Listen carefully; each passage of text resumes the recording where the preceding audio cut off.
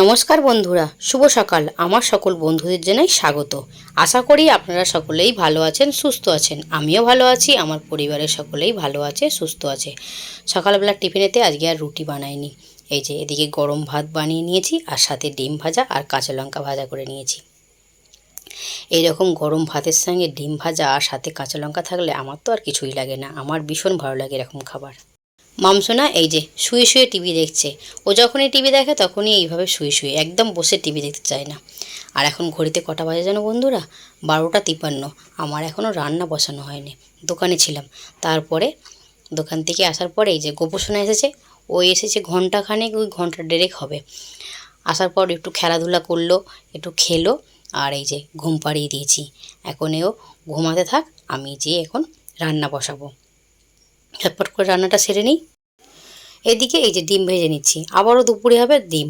মাম্মামের daddy বলেছিল মাছ নিয়ে আসি, আমি বললাম না, মাছ আনতে হবে না, অনেকগুলো ফাটা ডিম জমে রয়েছে, সেগুলো কি আজকে রান্না করে নিই। দুটো ডিমকে একসঙ্গে ভেজে নিয়ে এই যে দুটো গুঁড়ো করে নিয়েছি। আবার এই যে দুটো ডিম ভাজতে বাকি আছে, পেঁয়াজ দিয়ে লবণ দিয়ে ভালো করে মেখে নেব। লঙ্কা দেবো না, যেহেতু মাম খাবে, তাই জন্যে লঙ্কা ছাড়াই ভাজা করব ডিমটা। আর এদিকে ডালটা সেদ্ধ করে নিয়েছি আমি। কড়াতে তেল দিয়ে তেলটা গরম করে নিয়েছি। গরম করে নিয়ে যে বাটির মধ্যে ডিম আর পেঁয়াজটা রেখেছিলাম, লবণ দিয়ে সেটাকে ভালো করে ফাটিয়ে নিয়েছি। ফাটিয়ে নিয়ে এই যে ভাজতে দিলাম, ভালো করে রোলের মতো করে ভেজে নেব। ভেজে নিয়ে এটাকে দু টুকরো করে নেব। আর টাইম ছিল না, তাই জন্যে একটা একটা করে ভাজলাম না, একসঙ্গে দুটো করে ভেজে নিলাম।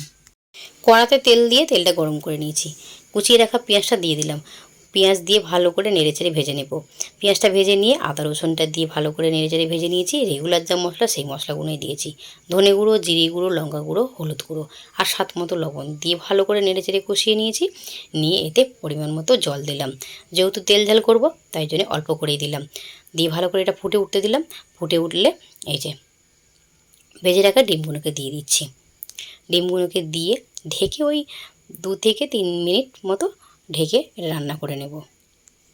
ডিমের তেল ঝালটা আমার হয়ে গেছে। এই যে এক এক করে তুলে নিচ্ছি। এইরকম তেল ঝাল দেখলে না বাবু কিন্তু যে ভীষণ খুশি হয়ে যাবে। আর আমারও এরকম যদি তেল ঝাল থাকে আর তো কিছুই লাগে না। একতলা ভাত আমি এমনি খেয়ে নেব, ডালও লাগবে না আর কিছুই লাগবে না। এর সাথে আমি একটা নতুন জিনিস বানিয়েছি।